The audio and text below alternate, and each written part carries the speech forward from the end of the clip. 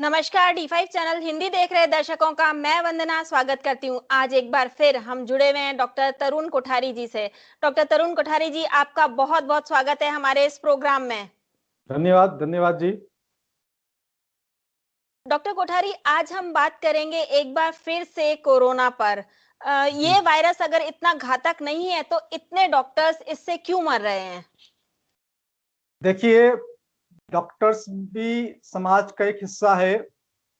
सभी जीव जंतु की मृत्यु होती है, प्रत्येक इंसान की मृत्यु होती है, तो डॉक्टर की मृत्यु भी होती है। अगर हम हिसाब लगाएं तो भारत में लगभग 1 करोड़ लोग प्रति वर्ष मृत्यु होती है, कम से कम। कुछ डॉक्टर्स होते हैं, कुछ इंजीनियर्स होते हैं, कुछ वकील होते हैं, तो उसको हम मल्टीफिकेशन कर सकते हैं। तो मैंने ये पता लगाने की कोशिश की कि भाई डॉक्टर्स कितने हमारे देश में मरते हैं। तो जो आंकड़ा मेरे सामने आया वो आया 400 से लेकर 500 डॉक्टर्स प्रति माह मरते हैं। यानी कि एक महीने में 400 से लेकर 500 डॉक्टर्स की मृत्यु होती है। वो चाहे कोरोना हो चाहे कोरोना नहीं हो, है ना। वो 2019 के अंदर भी मरे थे, 2018 के अंदर भी उनकी मृत्यु हुई है, 2017 में भी हुई है और पहले भी हुई है और आगे भी होती रहेगी। वो एक समाज का आंकड़ा है। यानी कि 4 महीने 5 महीने 5 महीने हो गए, 5 महीने के अंदर कम से कम 2000 डॉक्टर्स की मृत्यु हो चुकी है। अब मृत्यु जब किसी की होती है उसके पहले कोई न कोई बीमारी तो होती है। अधिकांश लोग जब मृत्यु होने से पहले कुछ न कुछ बीमारी से हॉस्पिटल में आते हैं, डॉक्टर्स भी आते हैं। और उससे पहले यदि आपका टेस्ट हो जाए और वो टेस्ट उसमें से कुछ का तो टेस्ट पॉजिटिव आ जाए, और तो वो उसकी गिनती कोरोना के खाते में चली जाएगी। चाहे वो डायबिटीज से मरा हो, चाहे वो हाइपरटेंशन से मरा हो, चाहे वो हार्ट अटैक से मरा हो, चाहे वो ब्रेन स्ट्रोक से मरा हो। तो ये आप चीज देखेंगे, टेस्ट पॉजिटिव आना यहाँ पर सिग्निफिकेंस रख रहा है। और वो टेस्ट वो है जो कि इसकी इनएक्यूरेसी रेट बहुत ज्यादा है। आप जबरदस्ती लोगों को टेस्ट कर रहे हैं। अभी इंडियन मेडिकल एसोसिएशन ने प्राइम मिनिस्टर साहब को बोला है कि भैया डॉक्टर्स की मृत्यु हो रही है, तो उन्होंने 178 डॉक्टर्स की लिस्ट दी है। तो जहां पर पिछले 5 महीने में कम से कम 2000 डॉक्टर की डेथ हुई है, जो हर साल होती है, उसमें से 178 को कोरोना पॉजिटिव आ गया, तो आपने कोरोना की लिस्ट में डाल दिया, उस बात को आपने हंगामा मचा दिया।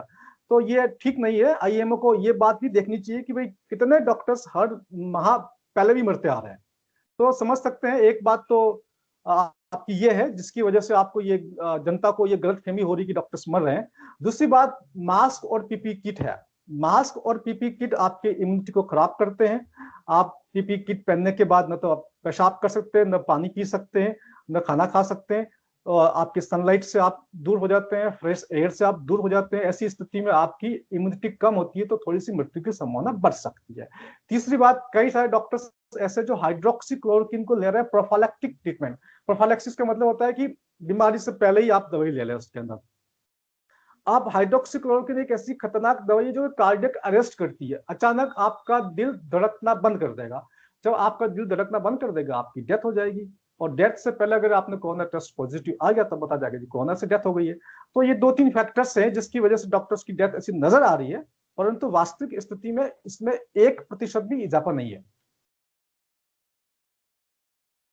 तो फिर डॉक्टर्स सच क्यों नहीं बोल रहे हैं? डॉक्टर सच नहीं बोल पा रहे हैं, उसके पीछे बहुत सारे कारण हैं। एक कारण तो ये मान सकते हैं कि भाई राष्ट्रीय और अंतर्राष्ट्रीय कुछ कायदे नियम कायदे होते हैं जिनको वो मानने के लिए अपने आप को समझते हैं कि हम बाध्य हैं। कुछ गाइडलाइंस होती है, वो गाइडलाइंस को कुछ लोग तो नियम मान लेते हैं और कुछ लोग गाइडलाइंस को गाइडलाइन मानते हैं। Guidelines are not rules. Guidelines को समझना होता है, परंतु इसको एज ए रूल्स मान के फॉलो नहीं करता होता है। तो सब लोग इस प्रकार को समझ नहीं पाते हैं। दूसरी बात होती है कि डॉक्टर्स जो है वो फ्री थिंकर्स नहीं होते, वो स्वतंत्र चिंतन का कुछ नहीं होता है। उन्होंने जो बुक्स में पढ़ा है, बस ये बुक में पढ़ा है, ये बुक में लिखा हुआ, उस चीज को उन्होंने नोट कर लिया, उस चीज को फॉलो करते हैं। बुक में 100 में से 100 बात सही लिखी हुई है, ये उनको पता नहीं है। बुक में से 100 में से एक बात गलत लिखी हुई है, यह वो पता नहीं लगा सकते। बुक्स और जर्नल्स भी आजकल ऐसी होती है जिनके अंदर फंडिंग होती है। यानी कि जो डॉक्टर्स के जो जर्नल्स होते हैं उनकी फंडिंग फार्मास्यूटिकल कंपनी करती है। उस फंडिंग के अंदर वो 100 में से 1 पॉइंट 2 पॉइंट 3 पॉइंट को अगर गलत डाल भी देंगे, तो दुनिया में कोई डॉक्टर इतना समझदार नहीं होता कि उसको क्रॉस चेक कर सके। क्रॉस चेक करने के लिए पूरी स्टडी उसको दोबारा करनी पड़ेगी, वो संभव नहीं है। इसके अलावा आप देखेंगे कि कुछ डॉक्टर्स ने मीडिया में कुछ डॉक्टर्स ने अपने पेशेंट को ये बात बताना शुरू किया कि भाई ये महामारी नहीं है, साधारण बीमारी। मेरे पास बहुत सारे डॉक्टर्स के फोन आए, तो पेशेंट ने उन डॉक्टर्स के साथ बहस शुरू कर दी। बोले जी आप देखिए मीडिया क्या बोल रहा है, देखिए जी आज वहां इतने लोग मर गए, आज वहां ये बीमारी इतनी फैल गई, आज वहां लॉकडाउन हो रहा है। तो जनता के प्रेशर में आकर के उन लोगों ने अपनी बात कहनी बंद कर दी। इसके अलावा कुछ डॉक्टर्स बोल रहे हैं, लेकिन मीडिया वाले, जो मेन स्ट्रीम मीडिया जो है, जो बड़ा मीडिया है, वो उनकी बात को नहीं सुन रहा है। वो अपनी बात को रखने के लिए सोशल मीडिया पर जा रहे हैं, तो वहां से वीडियो डिलीट हो रही है, अकाउंट डिलीट हो रहे हैं, फेसबुक पोस्ट डिलीट हो रही है, फेसबुक पेज डिलीट हो रहे हैं। तो ऐसी स्थिति में उनके पास कुछ करने के लिए बहुत ज्यादा कुछ है नहीं है। कुछ को डर इस बात का है कि पुलिस में केस हो जाएगा, कोर्ट में जाना पड़ेगा, फालतू का खर्चा बढ़ेगा, टाइम बर्बाद होगा। कुछ को लगता है कि जो मेडिकल काउंसिल जो होती है, जहां पर उनका रजिस्ट्रेशन होता है, वो कैंसिल हो सकता है, तो उनको डर भी होता है। तो सरकार का प्रेशर, एडमिनिस्ट्रेशन का प्रेशर, मीडिया का प्रेशर, फैमिली का प्रेशर, पेशेंट का प्रेशर, इस सब की वजह से वो सच नहीं बोल पा रहे। क्या डॉक्टर्स को डेथ की वजह कोरोना लिखने के पैसे मिलते हैं? बिल्कुल सही कहा आपने, ये बिल्कुल सही जवाब, ये सही सवाल है आपका। अमेरिका के अंदर कॉज ऑफ डेथ कोरोना लिखने के लिए $4000 मिलते हैं एक डॉक्टर को, एक पेशेंट पे।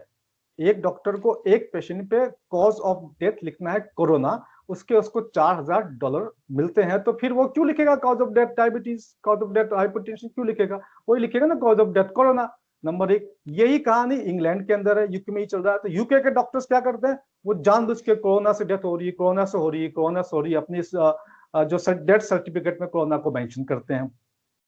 इसके अलावा आप देखेंगे कि भारत में भी WHO का प्रोटोकॉल है, तो कोई ना कोई अमाउंट तो फिक्स कर रखा होगा। अभी तक भारत सरकार ने वो अमाउंट बताया नहीं किसी जनता को, लेकिन WHO का प्रोटोकॉल है, तो कुछ ना कुछ अमाउंट डॉक्टर्स को हिंदुस्तान के अंदर भी जरूर मिलता होगा। और एक बात और, WHO का एक प्रोटोकॉल और है, उस प्रोटोकॉल के अनुसार भारत सरकार को जिस व्यक्ति की डेथ हुई है कोरोना से, उसके परिवार को भी 4 लाख रुपए देने हैं। ये भी एक सिस्टम है। अब मान लीजिए किसी के परिवार में किसी की मृत्यु हो गई, आदमी गरीब है, उसको लगता है यार मेरे जिसकी मृत्यु तो हो चुकी है, क्यों नहीं इसका कॉज ऑफ डेथ कोरोना लिखवा दिया जाए, ताकि 4 लाख का मुझे बेनिफिट मिल जाए। तो ये बहुत सारे फैक्टर्स है जिसकी वजह से कॉज ऑफ डेथ कोरोना को लिखवाया जा रहा है। एक्यूरेट एंटीबॉडी इन एक्यूरेसी रेट क्या है? देखो, इसमें 2 तरह के टेस्ट होते हैं। एक तो टेस्ट होता है RT-PCR टेस्ट और एक होता है एंटीबॉडी टेस्ट। तो पहले मैं आपको RT-PCR टेस्ट के बारे में बताता हूँ। जो RT-PCR टेस्ट होता है उसको ये कहते हैं कि बहुत एक्यूरेट है, बहुत कंफर्मेटरी टेस्ट है। ऐसा कुछ नहीं है। ये टेस्ट 2% से लेकर 40% तक गलत रिजल्ट देता है, ये तो ऑफिशियल है। कहीं कहीं पर लिखा हुआ है 50%, कहीं कहीं पर लिखा हुआ है 60%, कहीं कहीं पर लिखा हुआ 70%, कहीं कहीं पर लिखा हुआ 80% गलत रिजल्ट देता है। जो टेस्ट इतना ज्यादा गलत रिजल्ट देता है, उसके आधार पर किसी को क्वारंटाइन करना, किसी को आइसोलेट करना, किसी को देश को लॉकडाउन करना, ये सारी चीजें बिल्कुल गलत है। आप खुद सोच सकते हैं जिस टेस्ट का इतना इनएक्यूरेसी रेट है। उसी प्रकार से एक जो नया टेस्ट इन लोगों ने लॉन्च किया है रैपिड टेस्ट के नाम से, कि तुरंत मालूम चल जाता है, बेसिकली वो एंटीबॉडी टेस्ट है। एंटीबॉडी टेस्ट भी 50% तक रिजल्ट उसके गलत होते हैं। और एंटीबॉडी टेस्ट की एक खासियत आपको बताता हूँ, अमेरिका की एक वेबसाइट है CDC। CDC जो है वो अमेरिकन एजेंसी है, अमेरिकन गवर्नमेंट एजेंसी है, वो पब्लिक हेल्थ को देखती है। मैं आपको अपने सिस्टम पे मैंने खोल रखा है ये CDC। ये जो CDC जो है, आप इसको मैं पढ़ के बताता हूँ। सेंट्रल फॉर डिजीज कंट्रोल, कोई भी आदमी आपका जो व्यूअर देख सकता है, सेंटर फॉर डिजीज कंट्रोल। एक पॉजिटिव टेस्ट का क्या मतलब है?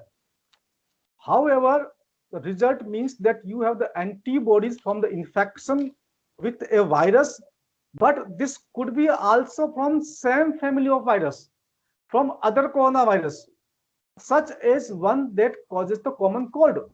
यहाँ बहुत स्पष्ट लिखा हुआ है कि जो कोरोना वायरस की जो फैमिली के जो दूसरे कोरोना वायरस जो है, वो भी आपको कोविड-19 का जो एंटीबॉडी टेस्ट जो पॉजिटिव दिखाएंगे। केवल कोविड-19 पॉजिटिव नहीं आएगा, दूसरे जितने भी कोरोना वायरस है वो भी पॉजिटिव आएंगे। और यहाँ तक कि कॉमन कोल्ड का इन्फेक्शन भी आपको कोविड-19 के पॉजिटिव में दिखा सकता है।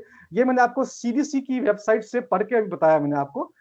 Centre of disease control cdc.gov/coronavirus/2019 पे जाके कोई भी चेक कर सकता है। इसके अलावा ये जो एंटीबॉडी टेस्ट होते हैं, उसके लिए एंटीबॉडी का टेस्टिंग किया जाता है। तो एंटीबॉडी 5 होते हैं हमारे शरीर के अंदर ना। एंटीबॉडी IgG होता है, IgA होता है, IgM होता है, IgE होता है, IgD होता है। तो इसमें से G और M की सिग्निफिकेंस ज्यादा होती है। अभी जो टेस्टिंग हो रही है वो G की हो रही है, IgG टेस्ट। लेकिन सबसे बड़ी बात यह है कि IgM जो होता है वो एक्यूट इन्फेक्शन बताता है, यानी कि आपको अभी इन्फेक्शन हुआ शरीर के अंदर, उसके लिए IgM होता है। तो ये टेस्ट IgM नहीं है, ये टेस्ट IgG है। तो IgG क्या बताता है? IgG बताता है कि आपको पहले कभी इन्फेक्शन रहा था, 2 महीने पहले, 6 महीने पहले, 1 साल पहले, 2 साल पहले, 10 साल पहले, 20 साल पहले, 50 साल पहले, उस इन्फेक्शन को अभी पॉजिटिव बताया जा रहा है। कई वर्ष पहले जो आपको इन्फेक्शन हुआ उसको पॉजिटिव बता करके सबको क्वारंटाइन कर रहे हैं, सबको आइसोलेट कर रहे हैं। तो ये इतनी बड़ी जो आपको गड़बड़ चल रही है उसके खिलाफ आवाज उठानी बहुत आवश्यक है। और आप जो कर रहे हैं, आप जिस प्रकार से हम लोगों को मौका दे रहे हैं, हम आपके बहुत बहुत धन्यवाद देते हैं। क्या बिना सैंपल लिए भी पॉजिटिव आ सकता है टेस्ट? ये देखिए, ये दुनिया का सबसे बड़ा सबूत है। ये महामारी नहीं है, एक साधारण बीमारी है। ये एक गेम चल रहा है। इस गेम का सबसे बड़ा सबूत ये है कि जिस आदमी ने सैंपल नहीं दिया उसका भी टेस्ट पॉजिटिव आ रहा है। मेरे पास कई लोगों का फोन आ गए कि डॉक्टर साहब हमारे मिलने वाले हैं, उन्होंने सैंपल तो दिया नहीं, उनका टेस्ट पॉजिटिव आ गया। उनके पास थाने से फोन आया कि भाई आपका टेस्ट पॉजिटिव आ गया, आप अपने सबके नंबर और नाम नंबर लिखाओ, अपना एड्रेस लिखवाओ। अभी एक लेटेस्ट वीडियो मेरे पास आया है। उस वीडियो में एक पुलिस कर्मचारी है, वो बता रहा है कि भाई उसने सैंपल दिया ही नहीं, उसका टेस्ट पॉजिटिव आ गया। एक हेल्थ ऑफिसर्स फोन कर रहे हैं उनको, जो डिस्ट्रिक्ट हेड ऑफिसर होते हैं, CMHO वगैरह होते हैं, उनका फोन आ रहा है कि भैया आपका टेस्ट पॉजिटिव आ गया, सैंपल पॉजिटिव आ गया। आपने सैंपल टेस्ट कराया ही नहीं है, आपने अपना सैंपल दिया ही नहीं, आपका टेस्ट पॉजिटिव आ रहा है। इससे बड़ा सबूत पूरी दुनिया को और क्या चाहिए कि ये महामारी नहीं है, सामान्य बीमारी है। अब तो शत्रुघ्न सिन्हा ने भी ट्वीट पे बता दिया है कि ये एक, अब वापस लेना क्वेश्चन ये, अब तो शत्रुघ्न सिन्हा जी को भी सच्चाई का पता चल गया है। तो हमारे जो स्वास्थ्य मंत्री हैं वो कब जागेंगे? ये आप बिल्कुल ठीक कह रहे हैं। मैंने भारत के स्वास्थ्य मंत्री जी को कई बार ईमेल किया पिछले 6 महीनों में, यहाँ तक कि PMO को मैंने ईमेल किया, अभी तक कोई जवाब नहीं आया है। देश के कई राज्यों के चीफ सेक्रेटरी को मैंने ईमेल किया, वहां से भी कोई जवाब नहीं आया। तो ऐसी स्थिति में मुझे लगता है कि देखिए, दो बातें यहाँ पर हो सकती है। या तो सरकार अनभिज्ञ है कि ये एक अंतर्राष्ट्रीय गेम चल रहा है ना, या फिर सरकार खुद इसके अंदर शामिल है। दोनों बातें हो सकती है। हमने बड़ी कोशिश की, अगर सरकार अनभिज्ञ है तो हम बताने की बड़ी चेष्टा कर रहे हैं, बड़ी कोशिश कर रहे हैं। सरकार हमारी बात सुन नहीं रही है, हमारे किसी ईमेल का जवाब नहीं दे रही है, हमारे किसी वीडियो का जवाब नहीं दे रही है। खुद शत्रुघ्न सिन्हा को ट्वीट करना पड़ा कि भैया हेल्थ मिनिस्टर साहब इसका जवाब दे दो। ये उन्होंने 7 अगस्त को ट्वीट किया और आज 14 अगस्त हो गया, अभी तक उन्होंने जवाब नहीं दिया। यानी कि कोई भी व्यक्ति कितना ही बोले, कुछ भी बोले, हमारे हेल्थ मिनिस्टर साहब गूंगे हैं, बन गए हैं, बहरे बन गए हैं, वो किसी सवाल का जवाब नहीं दे रहे हैं। तो इससे ये लगता है कि वो भी इस षड्यंत्र का हिस्सा है। अपने व्यक्तिगत स्वार्थ के लिए उन्होंने देश को बर्बाद कर दिया। आप और नेताओं से सबसे क्या अपील करना चाहेंगे? मैंने भारत के सभी नेताओं से अपील की है, पहले भी की है, फिर कहना चाहता हूं, ये महामारी नहीं है, ये सामान्य बीमारी है, ये एक इंटरनेशनल गेम है। आप अंतरराष्ट्रीय प्रेशर में आकर के अपने ही देश को बर्बाद न करें, जानबूझ के या अनजाने में। आप अपने देश को बहुत ज्यादा बर्बाद कर चुके हैं। हमारे देश की GDP माइनस तक पहुंच चुकी है। अब इसको जहां रोकना है वहीं रुक जाइए, क्योंकि आप जितना इसको आगे खींचेंगे उतना हमारा देश और अधिक बर्बाद होगा। तो मैं उन लोगों से अपील करता हूं कि इस बात को जितना जल्दी हो खत्म करें। कोरोना का जो भी मामला है, 5 दिन के अंदर देश कोरोना से मुक्त हो सकता है। इसलिए आप क्यों नहीं वो काम को करते, और क्यों अंतर्राष्ट्रीय प्रेशर में, WHO के प्रेशर में आते हैं, या बिल गेट्स के प्रेशर में आते हैं, या डॉक्टर फॉची के प्रेशर में आते हैं, या CDC के प्रेशर में आते हैं, या अमेरिका के प्रेशर में आते हैं। क्यों आप इन देशों को प्रेशर में आकर के अपने ही देश को बर्बाद कर रहे हैं, अपने ही देश की जनता को बर्बाद कर रहे हैं। तो उनसे मेरा अपील है कि वो इस बात को मानते हुए तुरंत सब कुछ बंद करे, मास्क बंद करे, सोशल डिस्टेंसिंग बंद करे, सैनिटाइजर को बंद करे, ये लॉकडाउन बंद करे। और ये सबसे बुरी बात है कॉलर ट्यून, जब फोन करो ये कॉलर ट्यून, इससे पता नहीं देश की जनता का कितना करोड़ों घंटा खराब हो चुका है। इसको तुरंत बंद करना चाहिए। जनता से जाते जाते आप क्या कहना चाहेंगे? जनता से मैं ये कहना चाहता हूँ कि उनके मन से जितना भी डर है वो डर को बिल्कुल निकाल दे। पिछले 6 महीने से 5 महीने से मैं लगातार बिना पीपी किट पहने, बिना मास्क पहने अपने क्लिनिक पे पेशेंट देखता हूं। पता नहीं कितने पेशेंट कोरोना पॉजिटिव होंगे, कितने नहीं होंगे। इस प्रकार का कोई इन्फेक्शन मुझे नहीं हुआ, आपको नहीं होगा, और हो भी जाएगा तो मामूली सा इन्फेक्शन है। पता नहीं कितनी बार हमको बचपन में हुआ, जैसे बचपन में हुआ हम ठीक हो गए, वैसे अब भी हम ठीक हो जाएंगे। समस्त डर अपने मन से निकाल दे और सरकार को समझाए, अधिकारियों को समझाए, पुलिस को समझाए, और नहीं मानते हैं तो सड़कों पे आए। सरकार के खिलाफ हमें प्रदर्शन करना पड़ेगा, और जो भी संस्था है उनके खिलाफ हमको धरना प्रदर्शन करना ही पड़ेगा। डॉक्टर तरुण कोठारी, आप हमारे साथ जुड़े, आपका बहुत बहुत धन्यवाद। धन्यवाद जी, धन्यवाद वंदना जी। अगले एपिसोड में आपसे फिर मुलाकात होगी, तब तक के लिए नमस्कार।